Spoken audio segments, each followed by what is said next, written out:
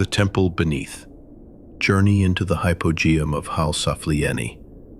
In the summer of 1902, on the Mediterranean island of Malta, a group of workers were digging the foundation for a new housing development in the town of Paola.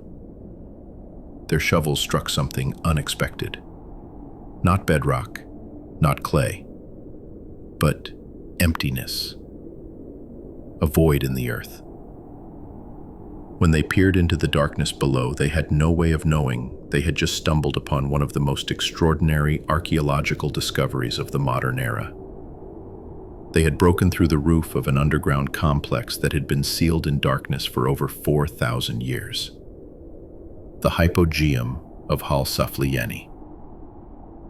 The name comes from the Greek, hypo meaning under, and Gaia meaning earth. The Hypogeum, the place beneath.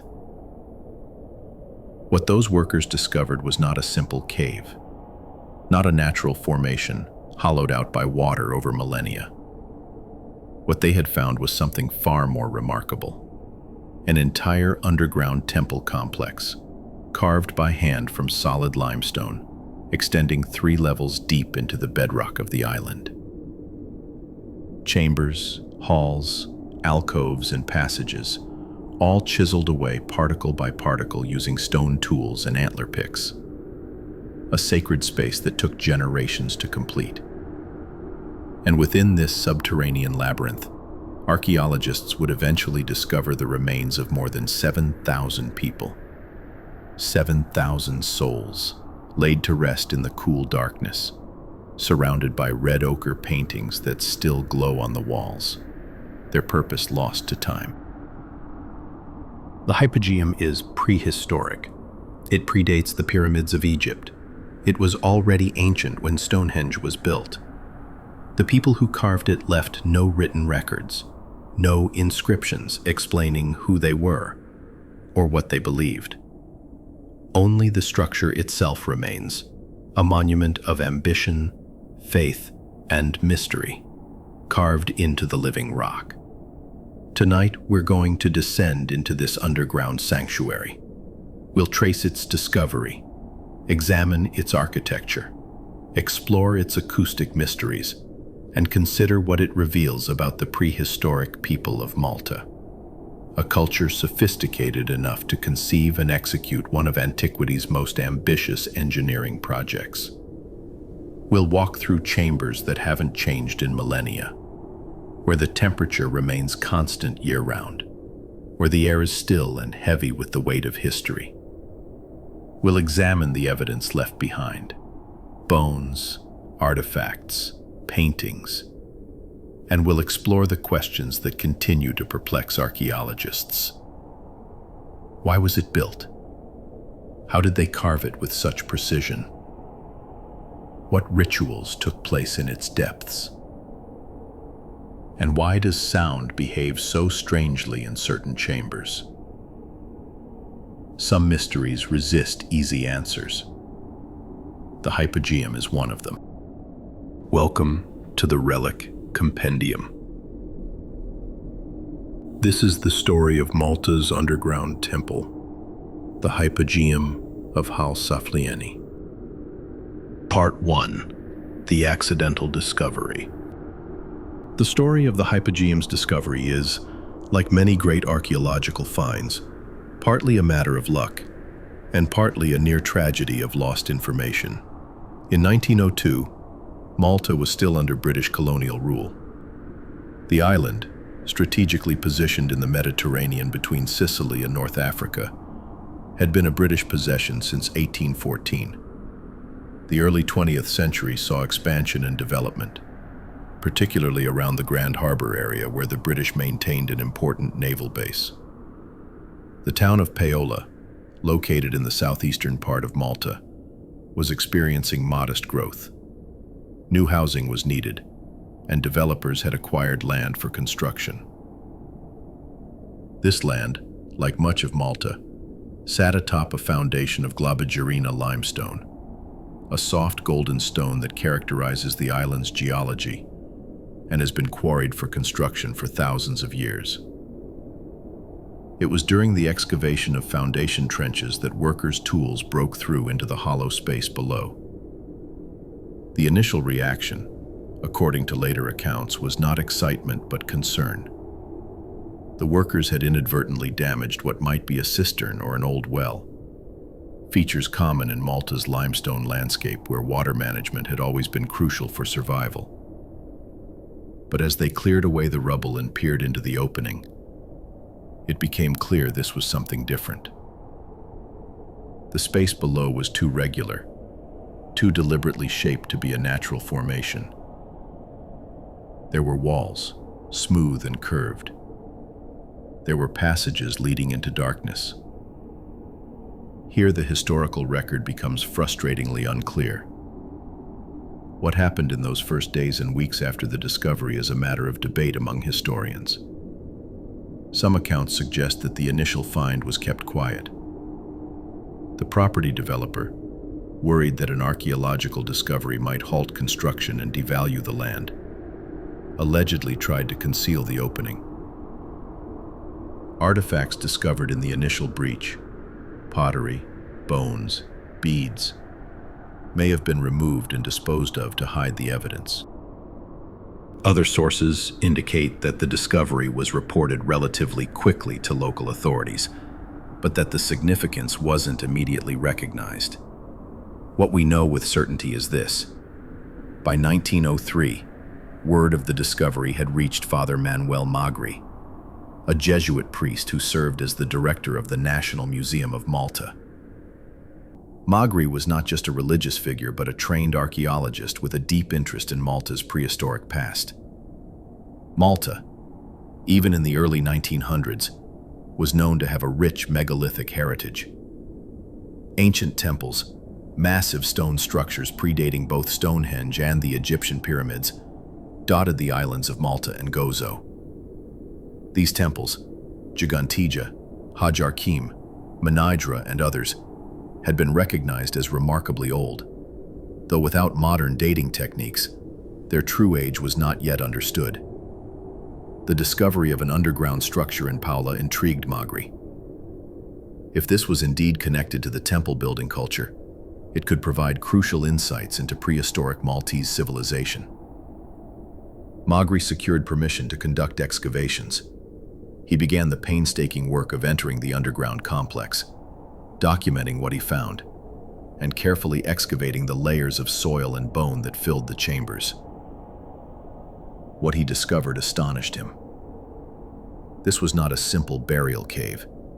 This was an architectural achievement of staggering complexity. Multiple levels of chambers and halls extending deep into the earth, carved with precision from the solid limestone bedrock. The chambers were filled with skeletal remains. Not dozens, not hundreds, but thousands. Mixed with the bones were artifacts, pottery vessels, stone and bone tools, shell beads and amulets, and figurines.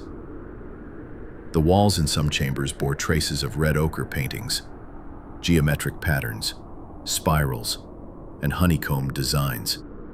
Magri worked methodically, though by modern standards his excavation techniques were crude. Early 20th century archaeology lacked the careful stratigraphic methods and detailed recording practices that would develop later in the century.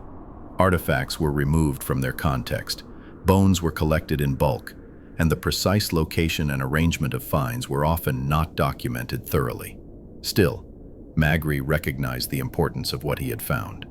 He took photographs, made sketches, kept notes, and began writing what would become a comprehensive report on the Hypogeum. For 5 years, Magri explored and excavated the underground complex. He mapped its extent, documented its architectural features, and cataloged thousands of artifacts. And then, in 1907, disaster struck. Father Manuel Magri died suddenly while on a journey to Tunisia. He was only 42 years old. The cause of death is uncertain. Some sources suggest illness, others an accident. With Magri's death, much of what he had learned about the Hypogeum died with him. His notes survived, but they were incomplete. His intended comprehensive report was never finished.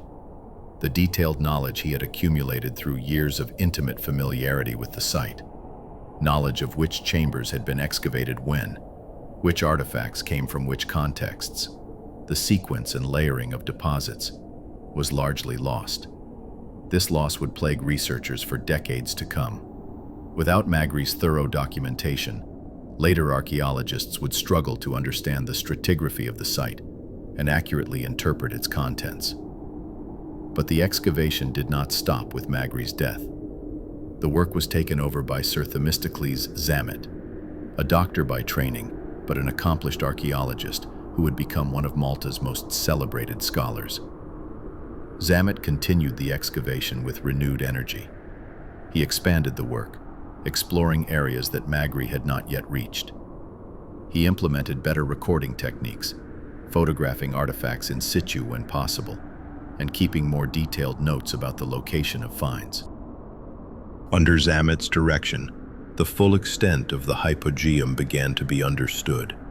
It comprised 3 distinct levels, descending approximately 10.6 meters, about 35 feet, into the earth. The upper level appeared to be the oldest, consisting of natural caves that had been modified and enlarged. The middle level contained the most elaborate and well-finished chambers, including spaces that seemed designed for ritual purposes.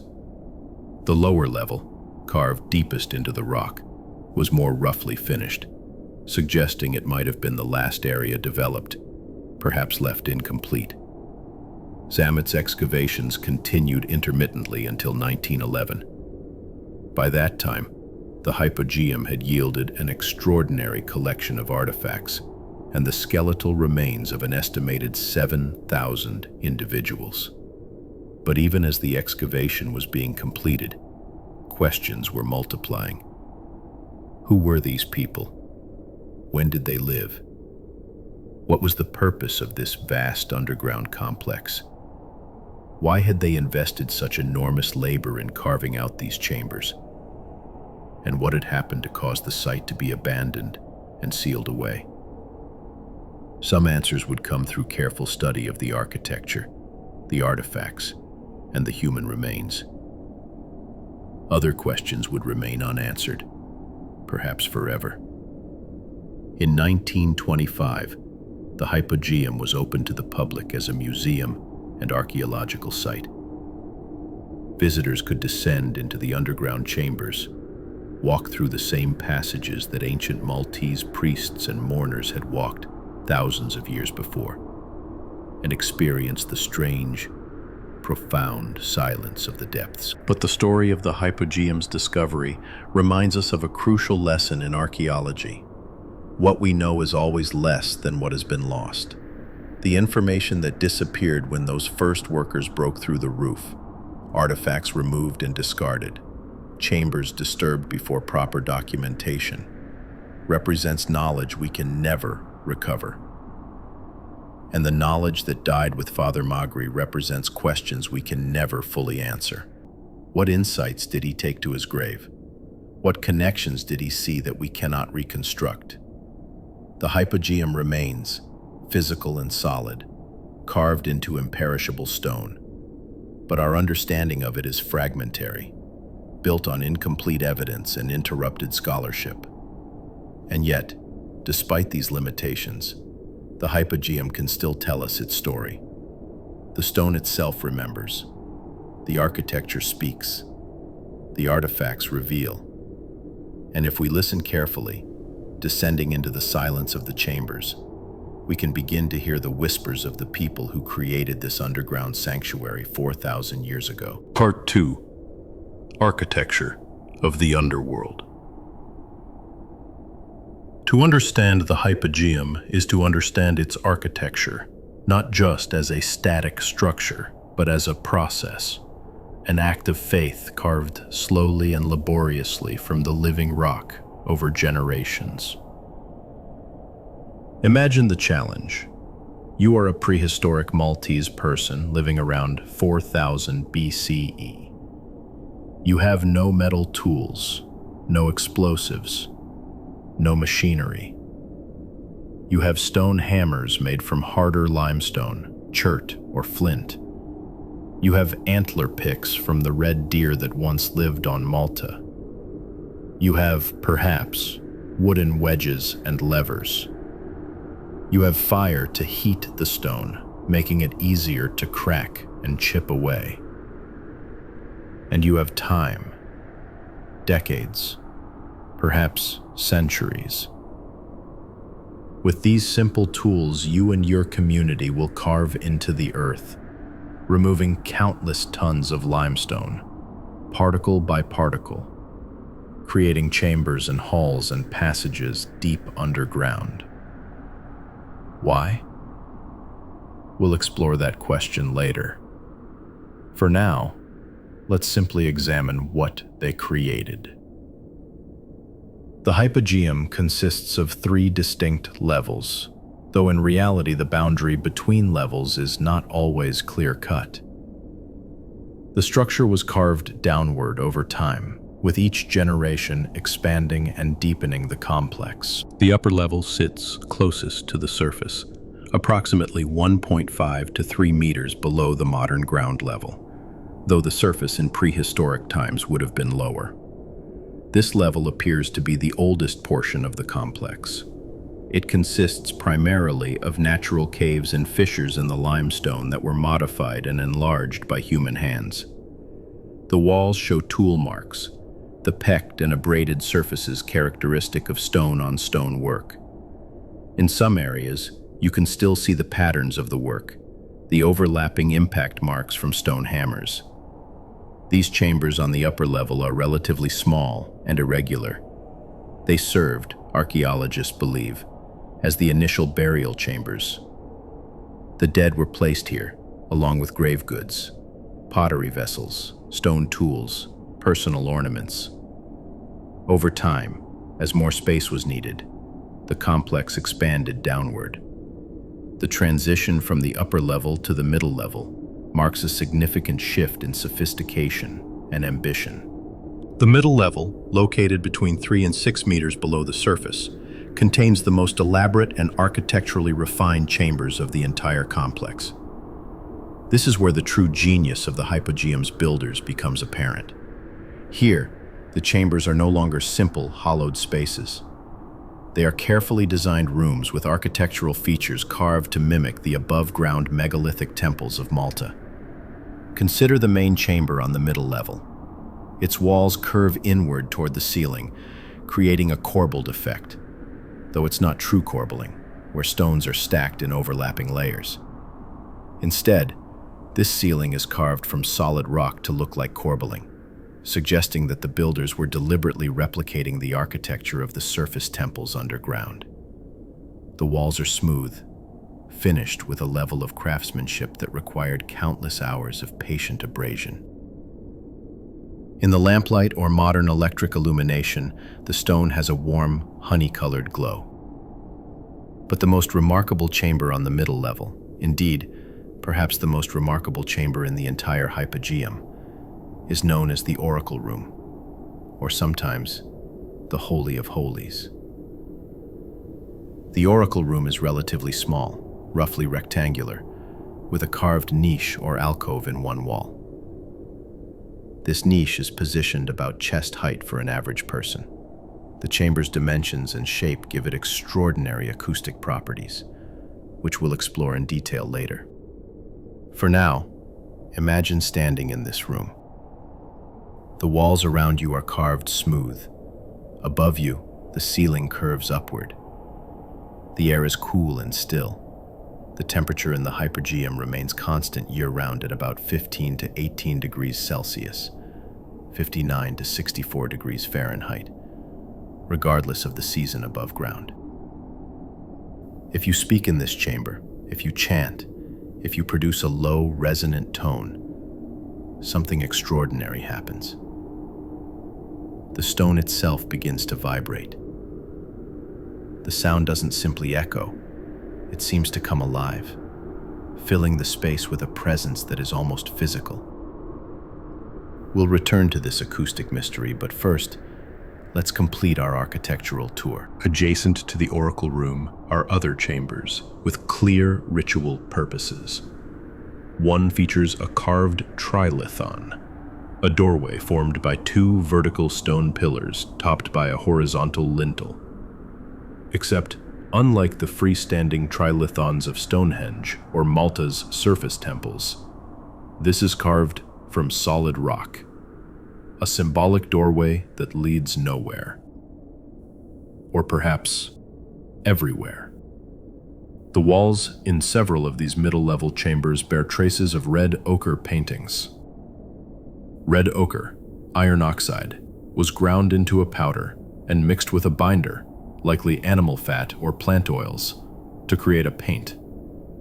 The designs include spirals, honeycombed patterns resembling bee cells, and geometric shapes whose meanings remain mysterious.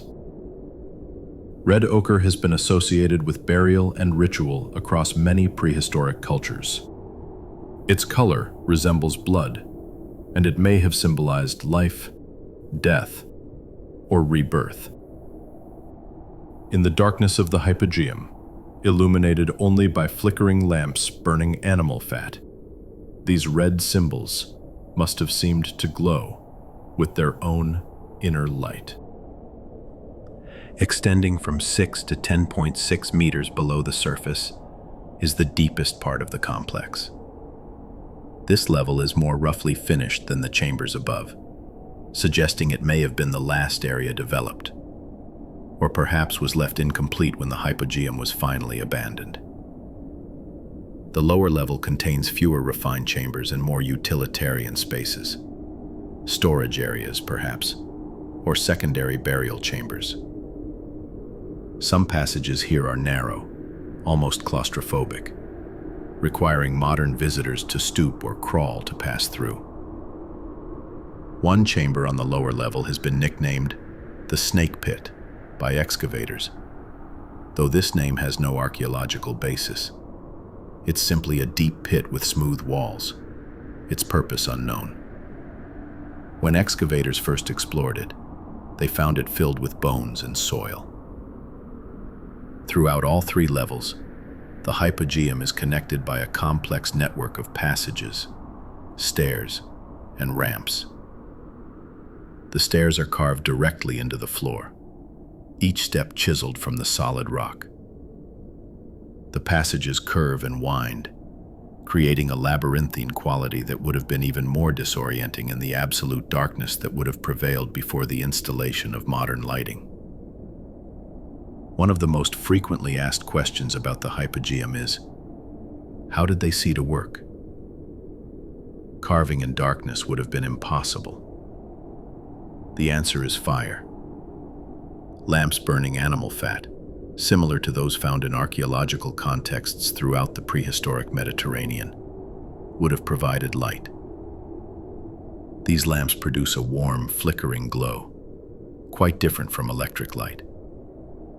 They also produce smoke, which would have been a significant problem in the enclosed underground spaces. Evidence of soot staining on the walls suggests that ventilation was carefully managed. Some chambers have small openings or channels that may have served as air shafts, allowing smoke to escape and fresh air to enter. The builders had to solve not just the challenge of carving the stone, but the equally difficult challenge of creating a breathable environment underground. The precision of the Hypogeum's architecture is remarkable. The chambers align with each other with considerable accuracy.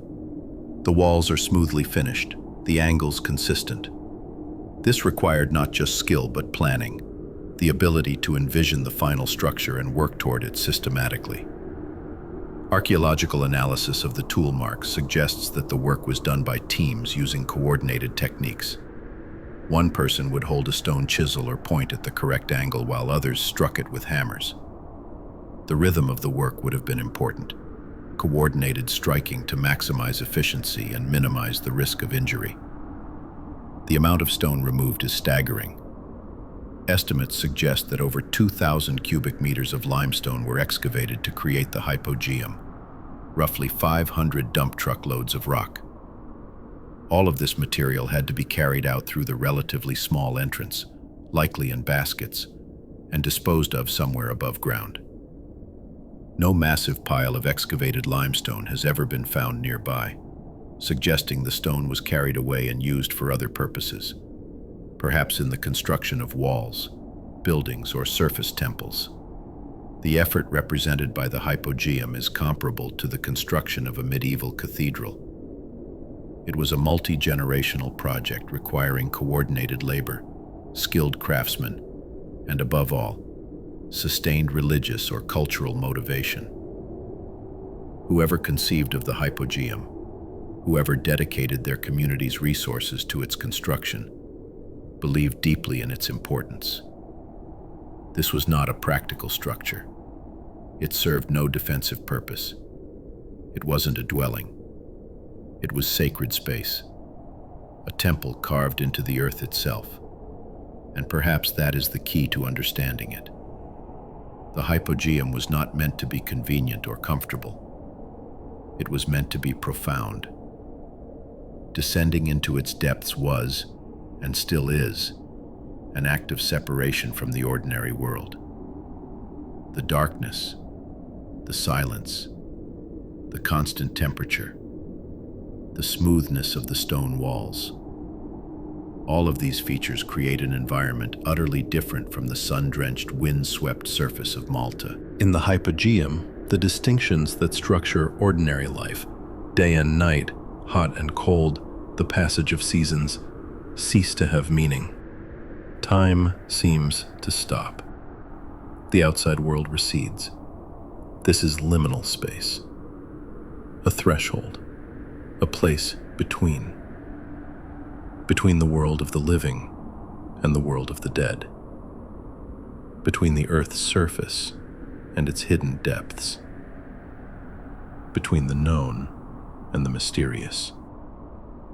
To enter the Hypogeum is to enter the underworld, not as a place of punishment or torment as later religions would conceive of it, but as a sacred realm where the boundaries between life and death become permeable, where the ancestors rest and perhaps still watch over their descendants. The architecture of the Hypogeum creates this experience deliberately. Every feature, the descending levels, the narrowing passages, the darkness, the silence, works together to transform consciousness, to prepare the visitor for encounter with the sacred. Modern visitors, even after 4,000 years, still report feeling something unusual in the Hypogeum, a sense of presence, a quality of attention, a strange stillness that seems to amplify rather than diminish awareness. Perhaps this is simply the power of expectation and atmosphere. Or perhaps the ancient builders succeeded in creating something that still functions as intended. A sacred space that continues to affect those who enter it, regardless of their beliefs or cultural background. Part 3. The Acoustic Mystery. In 1992, something extraordinary happened at the Hypogeum.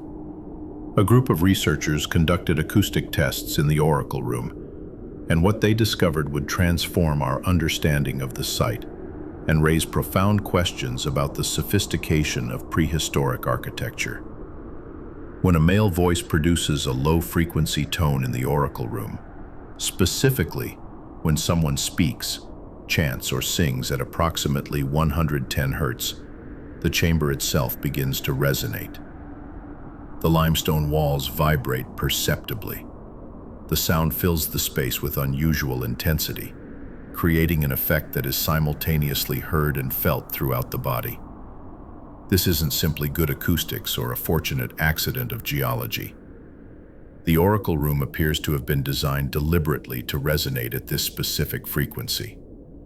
Let's examine what makes this discovery so remarkable. Sound is vibration. When you speak, your vocal cords vibrate, creating pressure waves in the air. These waves spread outward, bouncing off surfaces, interfering with each other, creating the complex acoustic environment we perceive as sound. Different spaces have different acoustic properties based on their size, shape, and materials. A large cathedral sounds different from a small room. A cave sounds different from an open field. These differences aren't random. They're determined by the physics of wave propagation and reflection.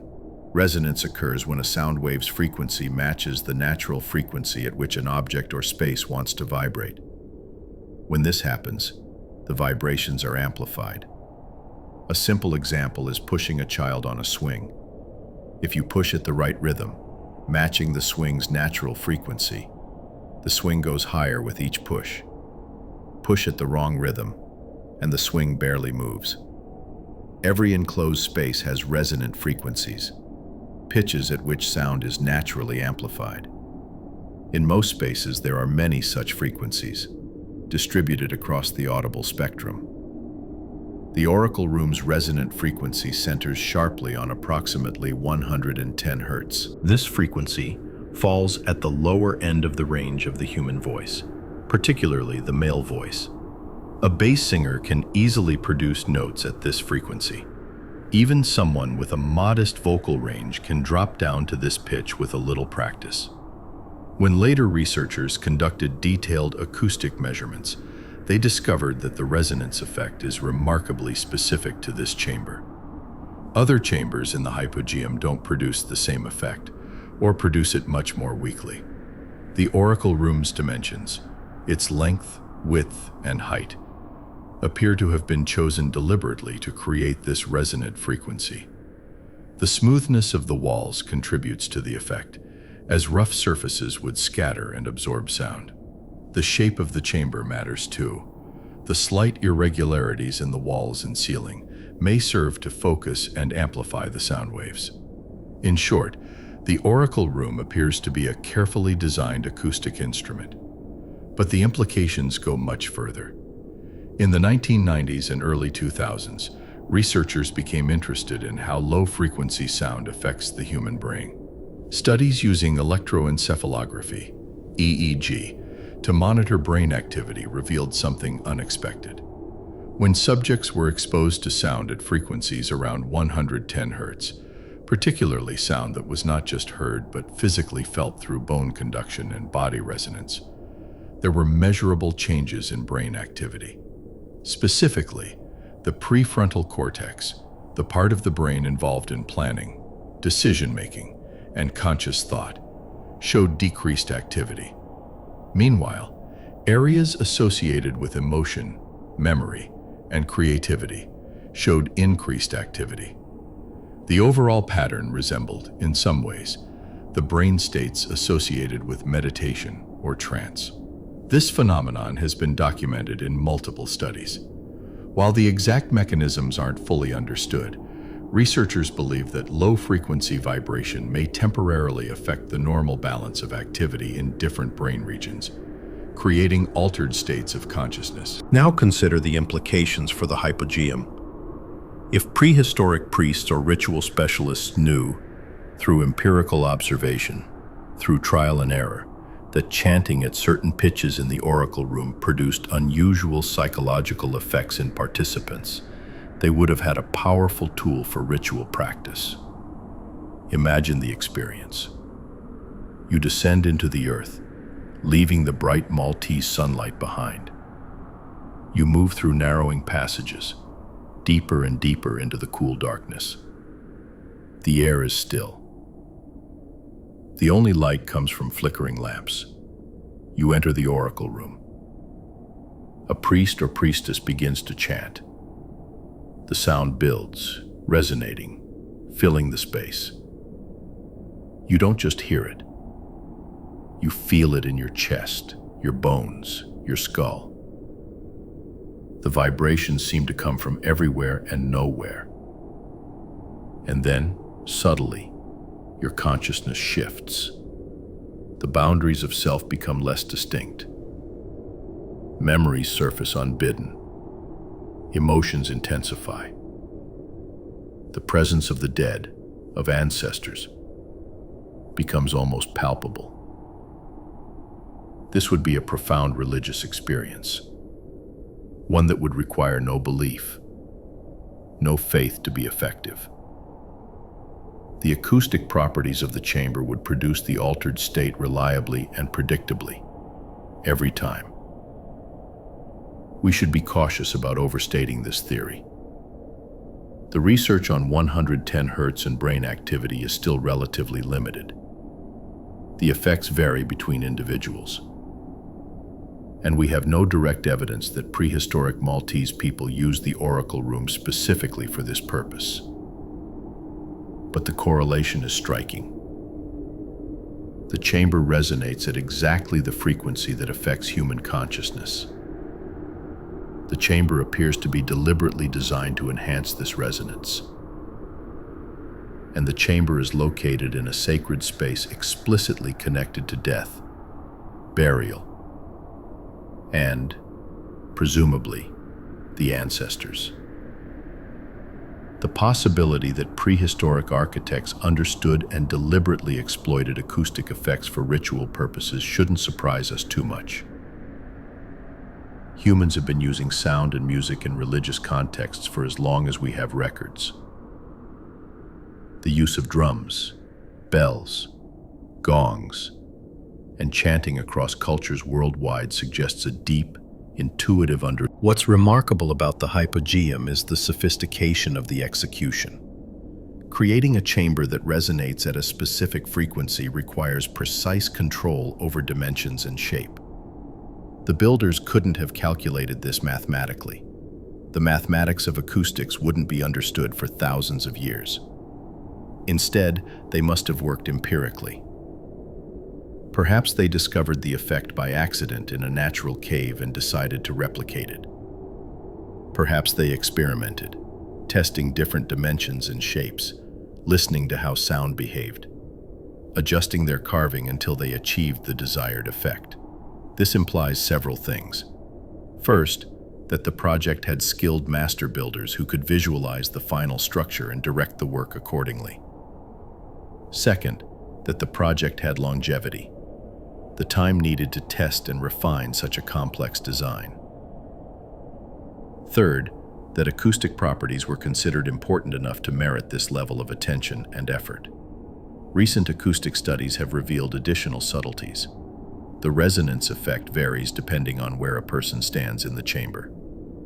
At the carved niche in the wall, the amplification is strongest.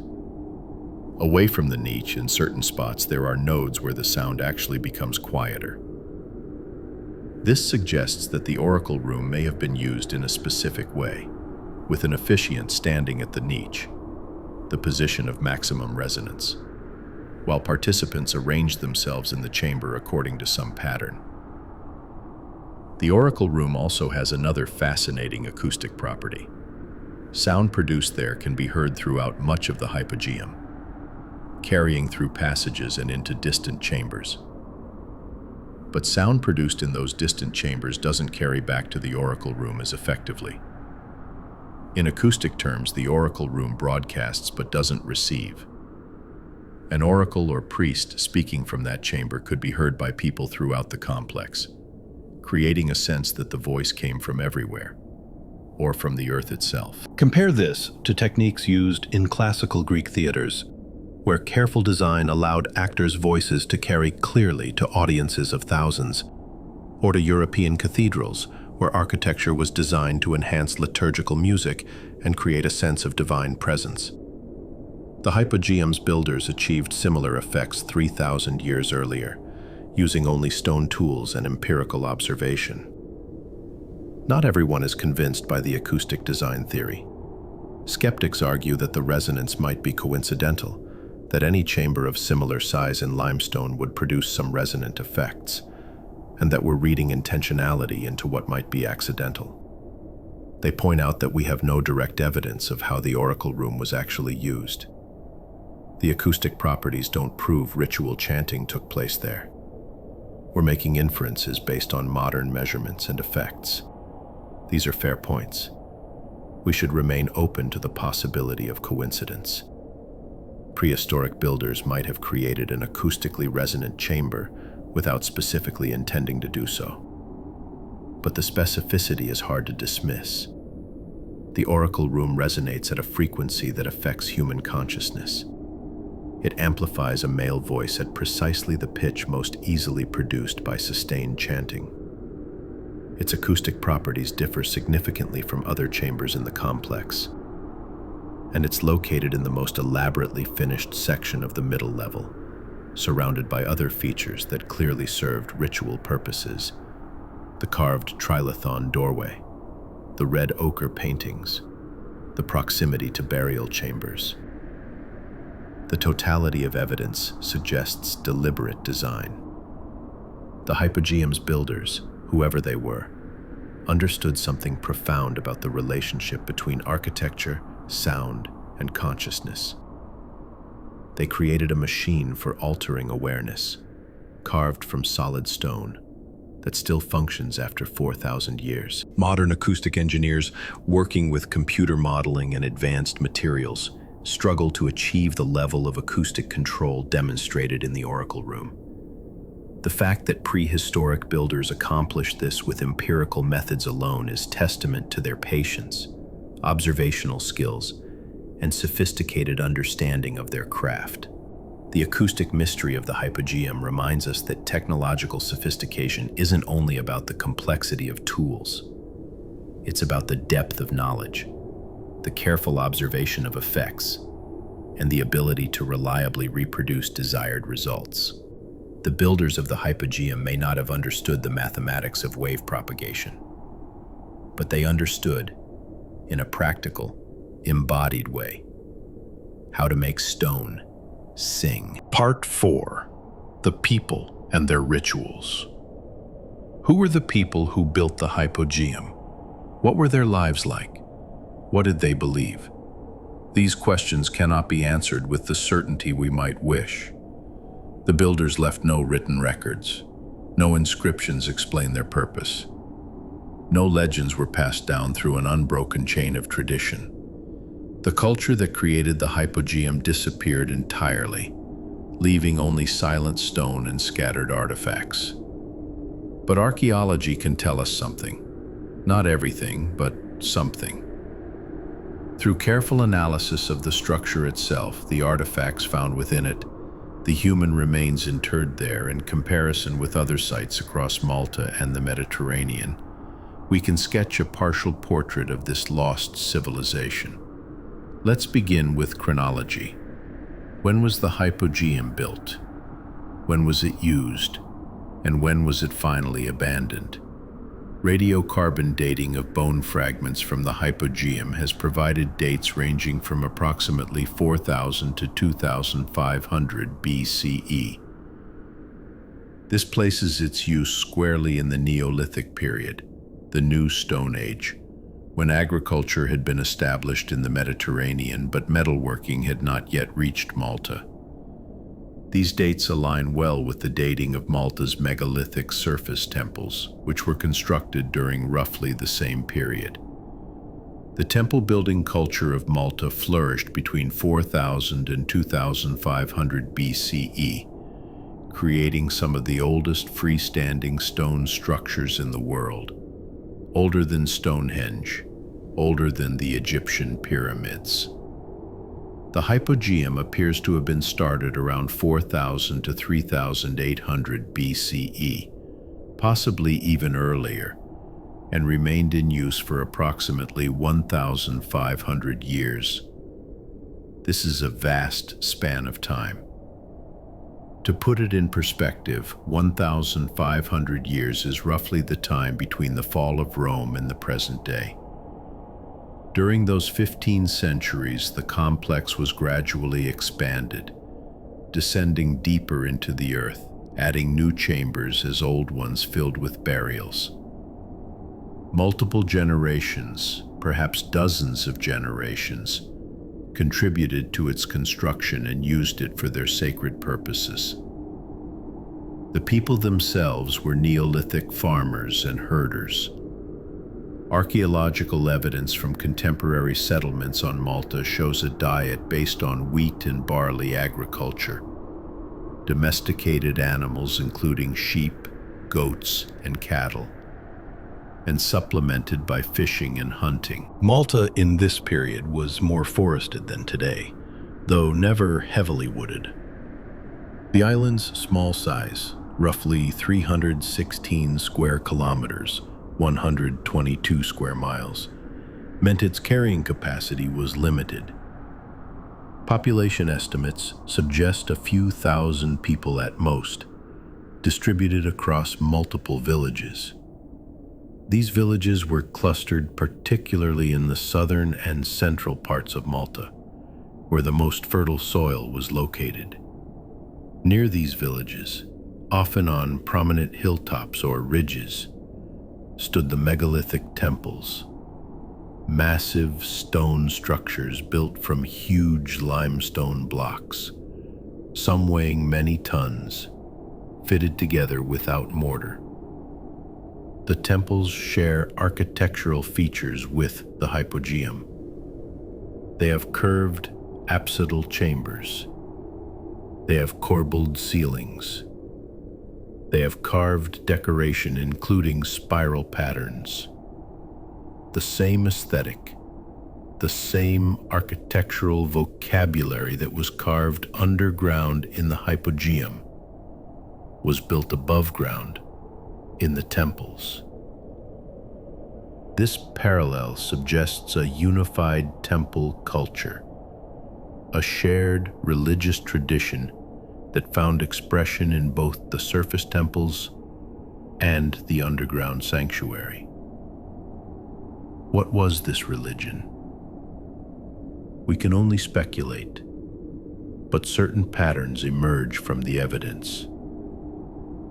The emphasis on death and burial is obvious. The Hypogeum functioned primarily as an ossuary, a repository for human remains. Approximately 7,000 individuals were interred there over its 15 centuries of use, their bodies placed in the chambers, eventually reduced to scattered bones as newer burials were added. This wasn't simply disposing of the dead.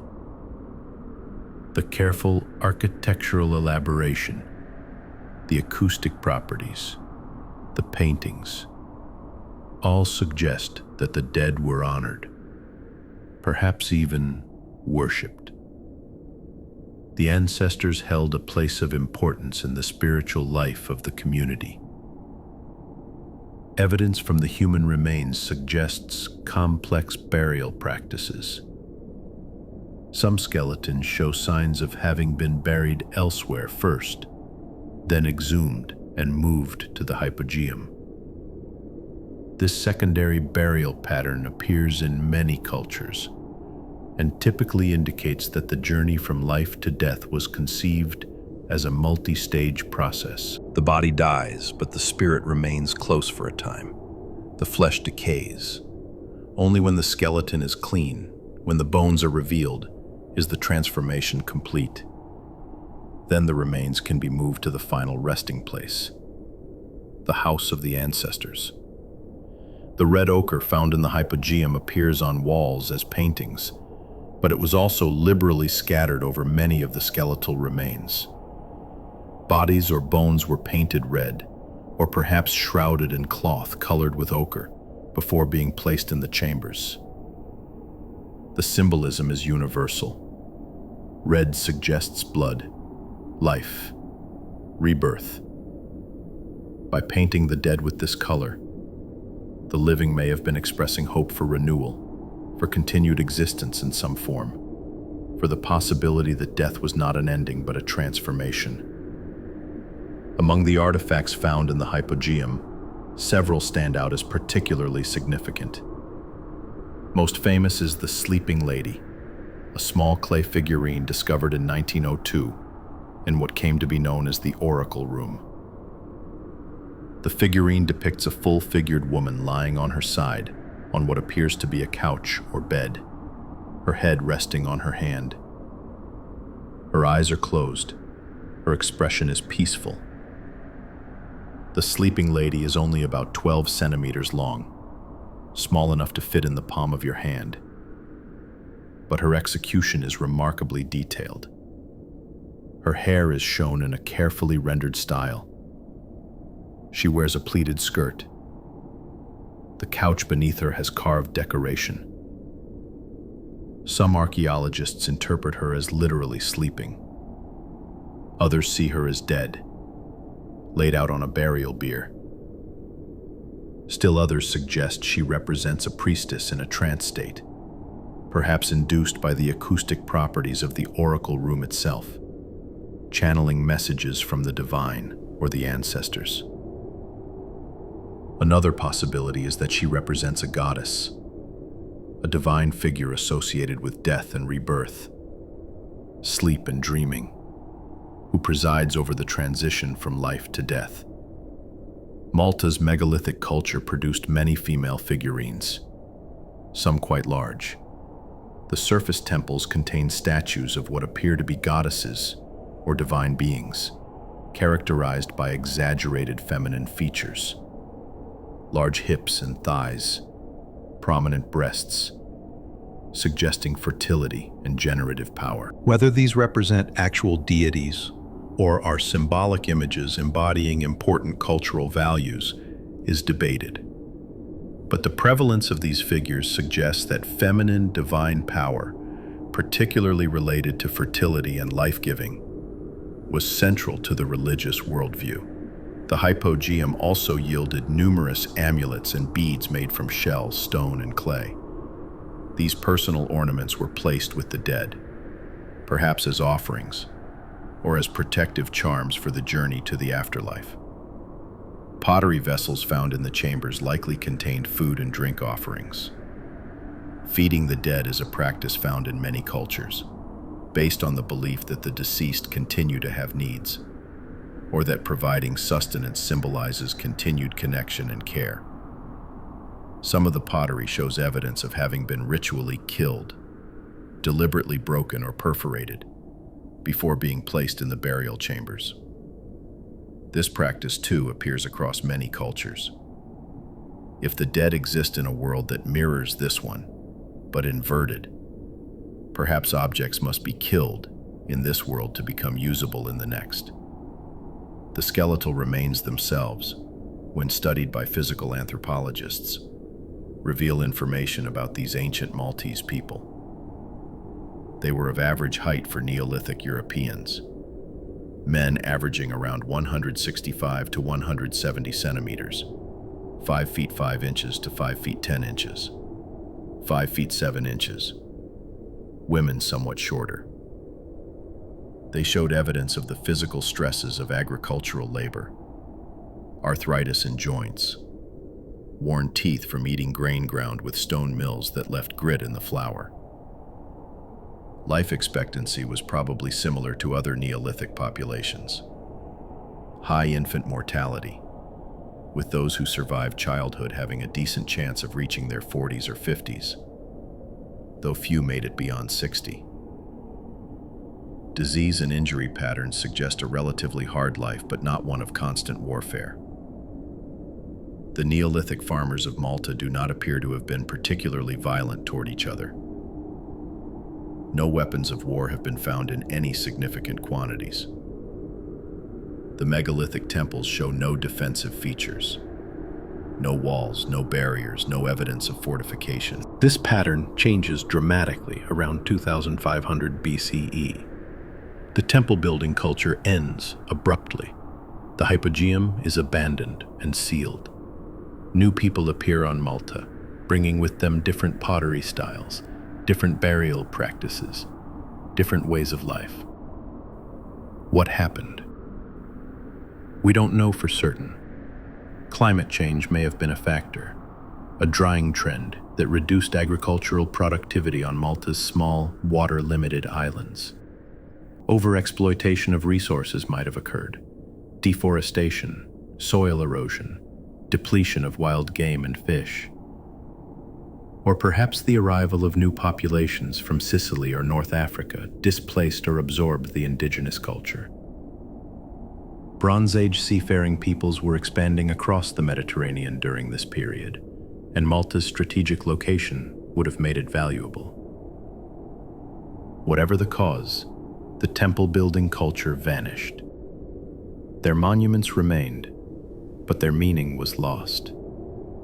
The Hypogeum was buried, sealed beneath accumulating soil and rock, forgotten. For 4,000 years, it waited in darkness. Until 1902, when workers' shovels broke through the roof and light entered once more. The people who carved the Hypogeum are gone. Their language is silent. Their names are unknown. But something of them remains.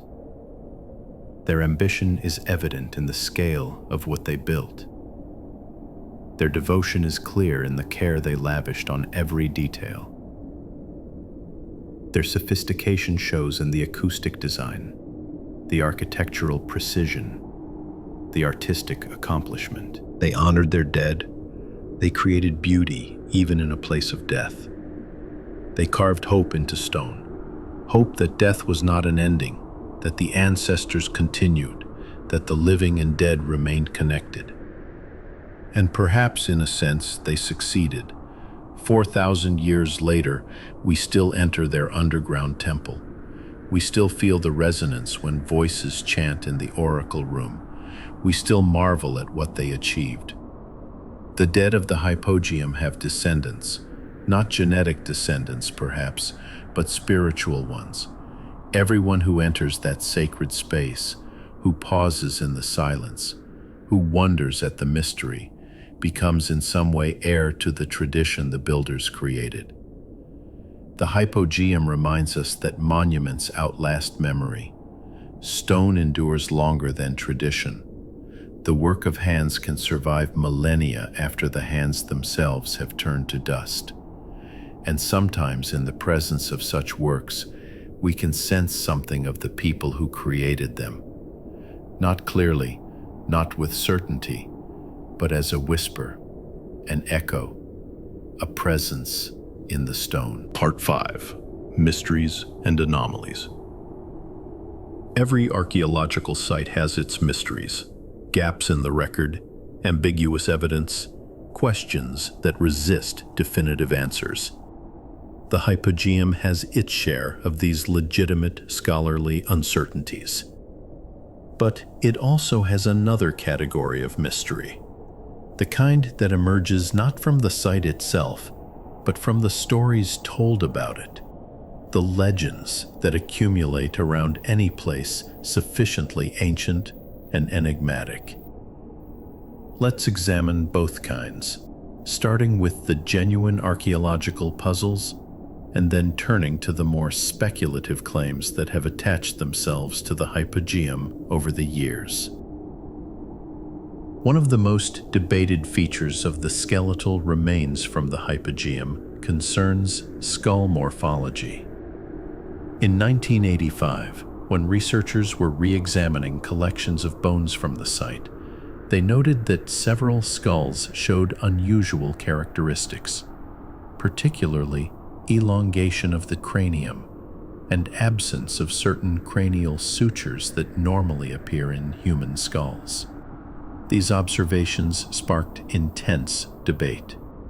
Some researchers proposed that these skulls represented a distinct population, or even evidence of artificial cranial deformation, a practice found in many ancient cultures where the heads of infants were deliberately reshaped by binding or boarding to create an elongated appearance. The alternative explanation was pathology. The skulls might represent individuals who suffered from conditions like hydrocephalus or other developmental abnormalities.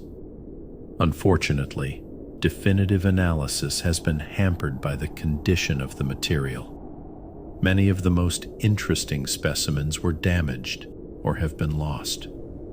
Photography from the early excavations is limited and of poor quality, and the original context of these particular skulls Exactly where in the Hypogeum they were found was not adequately recorded during the initial excavations. Modern physical anthropologists who have examined the available material remain divided. Some find the elongation and suture patterns within the range of normal human variation. Others believe they represent genuine anomalies worth further study. Without DNA analysis of these specific individuals, without better understanding of their original archaeological context, the question remains open. Were these unusual skulls simply natural variations? Were they the result of pathology? Or did some population associated with the Hypogeum practice artificial cranial modification? We simply don't know. And given the limitations of the evidence, we may never know with certainty. Another genuine mystery concerns the paintings. The red ochre designs on the walls of several chambers are clearly intentional art, but their meaning is utterly obscure. The spirals might represent anything: the cycle of life and death, the sun's path across the sky, water or wind, abstract decoration, or symbols in a lost iconographic system we can no longer interpret. The honeycomb patterns have led some researchers to propose that bees held symbolic significance for the Hypogeum's builders.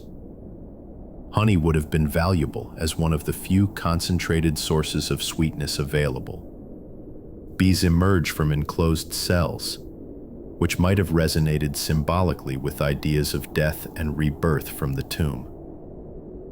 But this is speculation. The patterns could represent many other things, or nothing at all beyond aesthetic preference. Some chambers have small carved niches or recesses whose function is unclear. Were they for lamps? For offerings?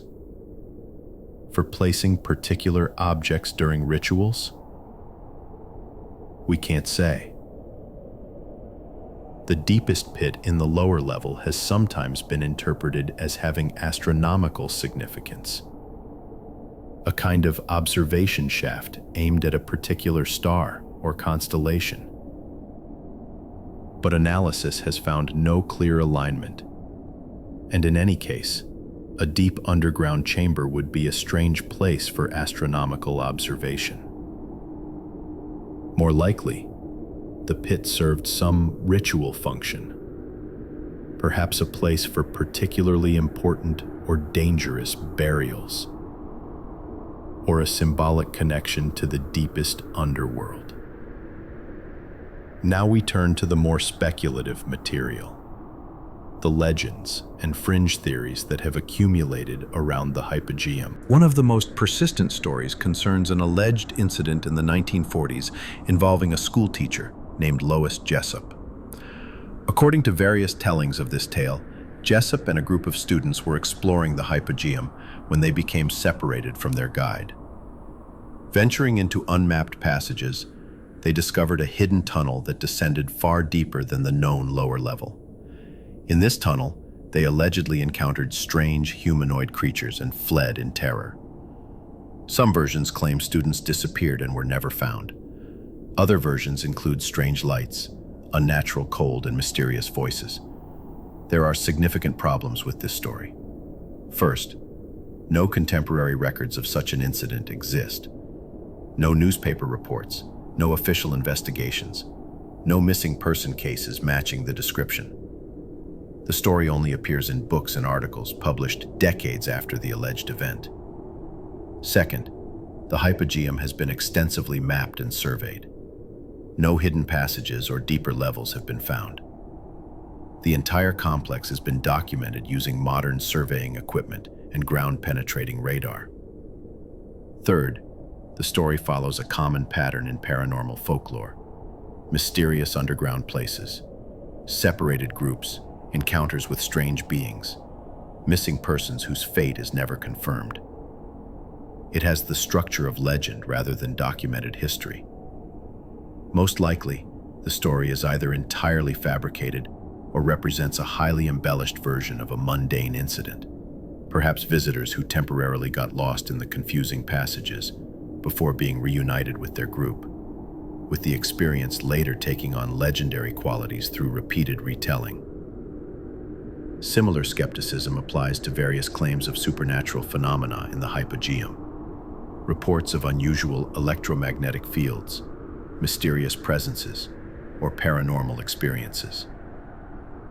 While some visitors do report feeling unusual sensations in the complex, these are better explained by documented factors: the acoustic properties, the darkness, the coolness, the knowledge of standing in an ancient burial chamber, and the power of expectation and suggestion. Another category of speculation concerns the purpose of the Hypogeum beyond its obvious function as a burial site. Some writers have proposed that it was an astronomical observatory, a healing center, an initiation chamber for mystery religions, or even a repository of ancient knowledge deliberately hidden from the uninitiated. While some of these ideas are creative, they lack supporting evidence. The Hypogeum's primary function as a burial complex is clear from its contents. The architectural features, the placement of remains, the associated artifacts all point consistently toward death ritual and ancestor veneration. Could secondary functions have existed? Perhaps. Rituals conducted in the oracle room might have included healing ceremonies, initiations, or oracular consultation. The acoustic properties might have been exploited for various religious purposes beyond burial ritual alone. But these possibilities remain speculative in the absence of confirming evidence. Some researchers have tried to connect the Hypogeum to other megalithic structures across Europe and the Mediterranean, proposing networks of ancient knowledge or shared religious traditions spanning vast distances. While there are indeed fascinating parallels between Malta's megalithic culture and contemporary cultures in Iberia, France, Britain, and the Eastern Mediterranean, these probably represent parallel development and general cultural exchange, rather than a unified civilization or organized knowledge network.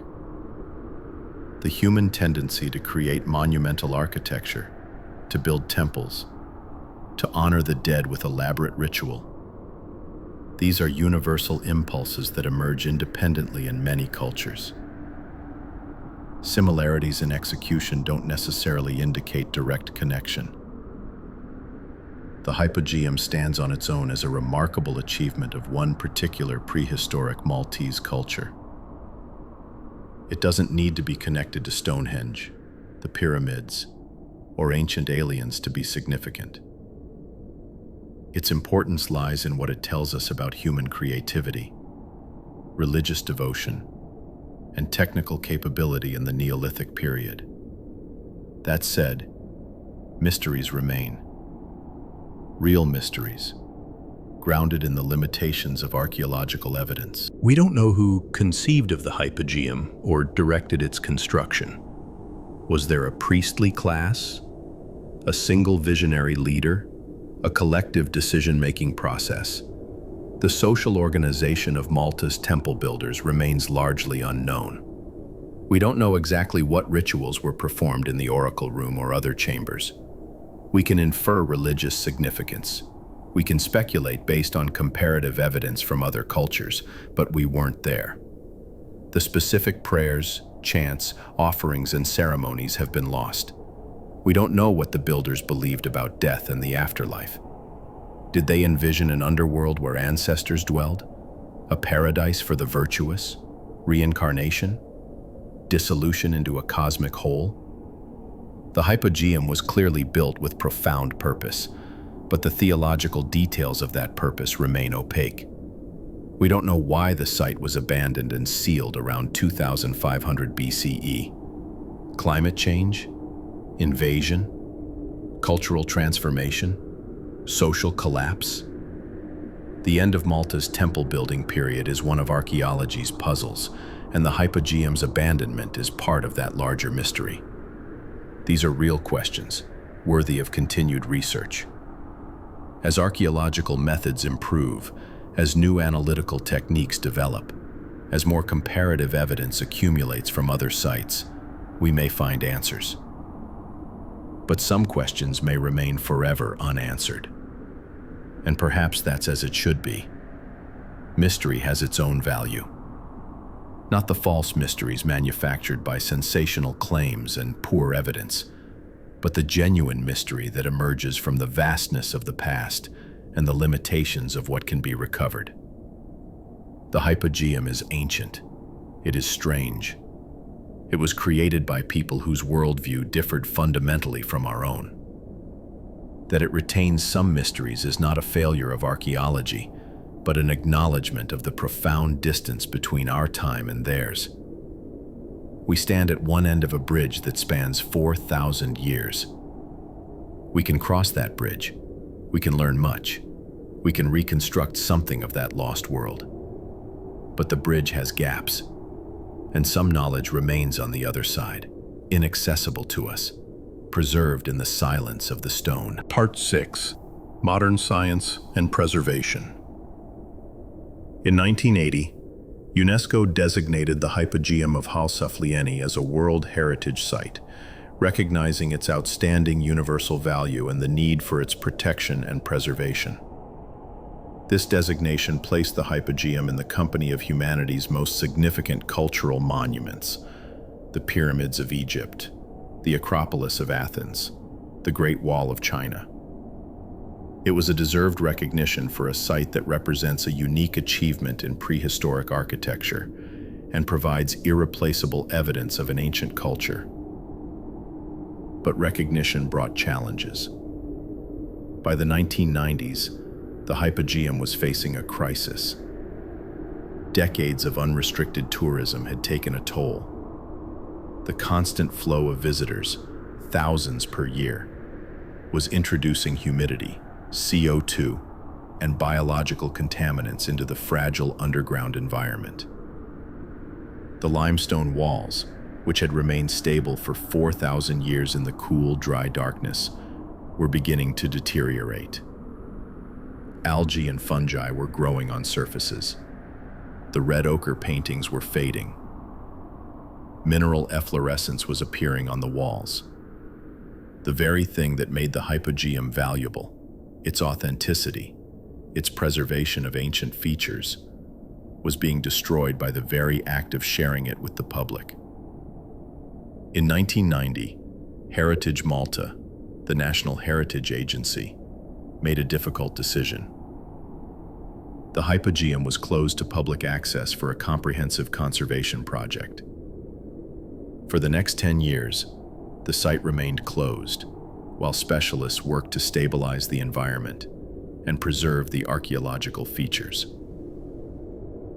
This decade of closure was frustrating for those who wished to visit, but absolutely necessary for the site's survival. The conservation project addressed multiple issues simultaneously. Environmental engineers installed sophisticated climate control systems to regulate temperature and humidity precisely. These systems were carefully designed to be invisible. No visible ducts or equipment mar the ancient chambers, while maintaining the stable conditions necessary to prevent deterioration. The microorganisms growing on the walls were treated with biocides, then carefully removed by conservators working with microscopes and precision tools. This was painstaking work. Each square centimeter had to be examined and treated individually. The red ochre paintings received special attention. Conservators stabilized the pigments, preventing further fading, while carefully documenting every trace of paint using high-resolution photography and digital scanning. The goal was preservation without restoration, to keep what remains while avoiding any temptation to repaint or enhance the ancient designs. The human impact issue required a more radical solution. To prevent future deterioration, the number of daily visitors would need to be severely restricted, and conditions for entry would be tightly controlled. When the Hypogeum reopened in 2000, a new regime was in place. Only 80 visitors per day are allowed, divided into small groups of 10, each spending exactly 1 hour in the complex. Advance booking is required, often weeks or months in advance. Entry fees are substantial, helping fund continued conservation. Before entering, visitors must wait in an anteroom where temperature and humidity are gradually adjusted to match the interior environment. This prevents the thermal shock that occurs when warm, humid air from outside mixes with the cool, dry air of the chambers. Inside, visitors are required to follow strict protocols. No touching of walls or surfaces. No flash photography. Maintaining a respectful silence. Following designated paths. The guided tours are carefully scripted to minimize time in the most fragile chambers while ensuring visitors can still appreciate the site's significance. These restrictions have proven effective. Monitoring equipment throughout the complex tracks temperature, humidity, CO2 levels, and other environmental parameters continuously. The data show that with controlled access, the Hypogeum's interior environment remains stable. Deterioration has been arrested. But preservation has come at a cost. Not financial, but experiential. The Hypogeum is no longer freely accessible. You cannot decide on a whim to visit. You cannot linger in your favorite chamber. The experience is managed, controlled, limited. Some critics argue the restrictions are too severe, that heritage sites should be accessible to as many people as possible, that the purpose of preservation is ultimately to share cultural treasures with humanity. Defenders of the current policy respond that, without restrictions, there would be no Hypogeum to share within a few decades. The choice is between limited access for future generations or unlimited access that destroys the site. This tension between access and preservation is not unique to the Hypogeum. Sites worldwide face similar challenges. Lascaux Cave in France, Tutankhamun's tomb in Egypt, the Sistine Chapel in Rome. Each has implemented its own solution, balancing the competing goods of preservation and accessibility. In the Hypogeum's case, technology has provided a partial answer. High-resolution 3D scanning has captured every surface of the complex in minute detail. Virtual reality experiences allow people to explore the Hypogeum without physically entering it. These digital surrogates can never replace the experience of standing in the actual chambers, but they make the site accessible to millions who could never visit in person. Educational programs bring the Hypogeum to schools and museums through traveling exhibitions, multimedia presentations, and interactive displays. The Sleeping Lady figurine and other key artifacts tour internationally, allowing people worldwide to connect with Malta's prehistoric culture. Modern research continues to yield new insights into the Hypogeum. Ground-penetrating radar surveys have confirmed that no hidden chambers or passages exist beyond those already documented, definitively settling that question. Microbiology studies are cataloging the organisms living in the complex, bacteria, fungi, and other microscopic life, to better understand how they interact with the limestone and how to prevent biologically driven deterioration.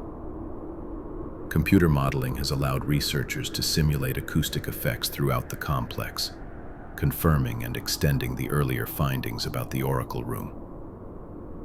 These simulations have revealed subtle acoustic features that weren't apparent from direct measurement alone. Comparative studies with other Neolithic sites continue to place the Hypogeum in context. Recent excavations at other Maltese temples have revealed new information about the temple building culture, providing insights that help interpret the Hypogeum's features. DNA analysis of the skeletal remains, where possible, is beginning to reveal information about the population that created the site.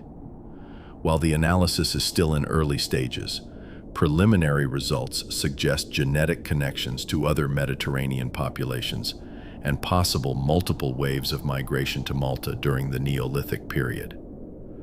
One of the most ambitious recent projects has been the creation of a comprehensive digital archive of the Hypogeum. This archive combines historical photographs and drawings from the original excavations, modern survey data, 3D scans, scientific analyses, and interpretive materials into a single, accessible database. This archive serves multiple purposes. It preserves information that might otherwise be scattered across various institutions and publications. It provides researchers worldwide with access to data that would previously have required travel to Malta. And it creates a permanent record that will survive even if, despite all preservation efforts, the physical site continues to deteriorate. There's something both hopeful and melancholic about this digital preservation. Hopeful because it means the Hypogeum in some form will endure as long as digital storage media persist. Melancholic because it acknowledges the possibility that the physical reality, the actual stone, the cool air, the resonant chambers, might one day be lost, leaving only recordings and reconstructions.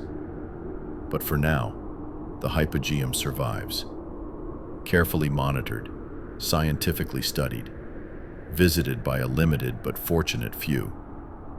It remains what it has always been, a connection to a distant past, a monument to human creativity and devotion, a sacred space carved from living rock. The modern preservation effort is, in its own way, a continuation of the original project. The prehistoric builders invested generations of labor in creating the Hypogeum. We invest our resources in preserving it. Both actions stem from the same fundamental impulse, the desire to create something that will outlast us, to leave a legacy for future generations, to say, we were here, and what we created matters. The Hypogeum has survived for 4,000 years. With careful stewardship, it may survive for 4,000 more. And perhaps that is the ultimate tribute we can pay to its ancient builders, to ensure that their work, their vision, their faith carved into stone continues to inspire and challenge humanity for as long as our species endures. Closing, the temple beneath. We have descended into the earth together, walking the passages carved by hands that turned to dust 4 millennia ago. We've explored chambers hollowed from solid stone, touched by light that has taken 4,000 years to reach them. We've listened to the silence, punctuated by the faint drip of water and the whisper of carefully controlled ventilation. What have we learned? We've learned that the Hypogeum is unique, not just in its scale or preservation, but in its very conception. Nowhere else in the prehistoric world did people invest such sustained effort in carving downward, creating an underground temple that mirrors the architecture of the surface temples, but exists entirely in darkness. We've learned that its builders possessed sophisticated knowledge. They understood acoustics well enough to design chambers that resonate at specific frequencies. They knew how to work stone with precision using only primitive tools. They could envision a complex three-dimensional structure and execute it accurately over generations. We've learned that death held profound meaning for these people. The Hypogeum was not just a convenient place to dispose of bodies. It was sacred space, elaborately designed, carefully decorated, used in rituals that left traces in the red ochre and the carved niches and the smooth walls worn by countless ancient hands. We've learned that some questions resist answers. We can measure, analyze, compare, and theorize, but we cannot fully reconstruct the religious worldview that motivated the Hypogeum's creation. We stand outside their circle of understanding, looking in, seeing enough to be amazed but not enough to completely comprehend. And we've learned something about ourselves, about our own relationship to the past. The Hypogeum endures because we choose to preserve it. We impose restrictions on access, invest resources in conservation, create digital records, all because we believe this connection to a vanished culture has value. Why? What do we gain from the Hypogeum? Not practical knowledge. The techniques of Stone Age construction hold little relevance for modern engineering. Not wisdom. Whatever religious or philosophical insights animated the builders remain largely inaccessible to us. What we gain is perspective. The Hypogeum reminds us that human beings have always been capable of remarkable things, that creativity, ambition, and devotion are not modern inventions, but timeless human qualities. That people without metal tools, without written language, without any of the technologies we consider essential, could nonetheless achieve something that still commands respect 4,000 years later. The Hypogeum also reminds us of impermanence. The temple-building culture of Malta flourished for 1,500 years and then vanished. Their language is gone. Their beliefs are forgotten. Only the stone remains, and even that requires our active effort to preserve. Nothing lasts forever. Cultures rise and fall. Knowledge is gained and lost. Even stone, given enough time, weathers away. But for now, in this moment, the Hypogeum exists. The oracle room still resonates at 110 hertz. The red ochre still glows faintly on the walls. The chambers still descend into the cool darkness, exactly as they were carved millennia ago. To stand in those chambers, to touch those walls, or even to contemplate them from afar, through words and images, is to participate in something that transcends individual life and death. It is to connect, however tenuously, with the great chain of human experience that stretches back beyond memory, beyond writing, into the deep past.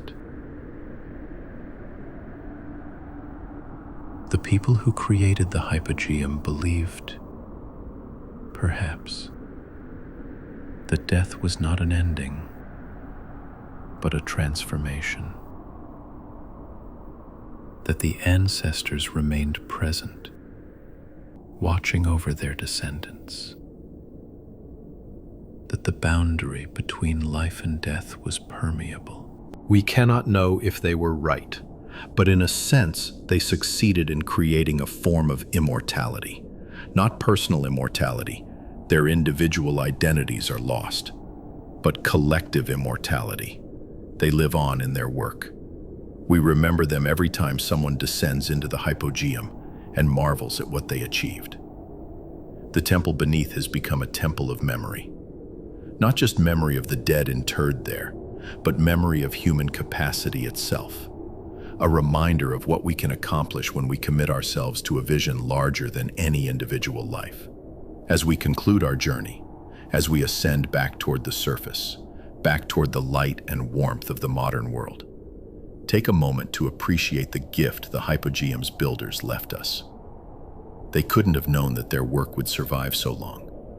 They couldn't have imagined that people speaking strange languages, using incomprehensible technologies, following different gods, would one day walk their sacred passages and try to understand. But they built as if forever mattered. They built as if the work itself, regardless of who might see it or understand it, was worth doing. And they were right. Thank you for joining us in this exploration of Malta's underground temple, the Hypogeum of Ħal-Saflieni. Each week, we descend into another mystery, another fragment of the past that refuses to yield all its secrets. Another reminder that history is deeper, stranger, and more wonderful than we often imagine. If you found this journey meaningful, share your thoughts in the comments. What aspect of the Hypogeum fascinates you most? What other ancient mysteries should we explore? Subscribe to the Relic Compendium and join us as we continue to walk the boundary between the known and unknown, the remembered and forgotten. Until next time, rest well. The stone remembers what we have forgotten, and in the darkness, the ancient temples wait, patient and silent, for the next seeker to descend and wonder. Good night.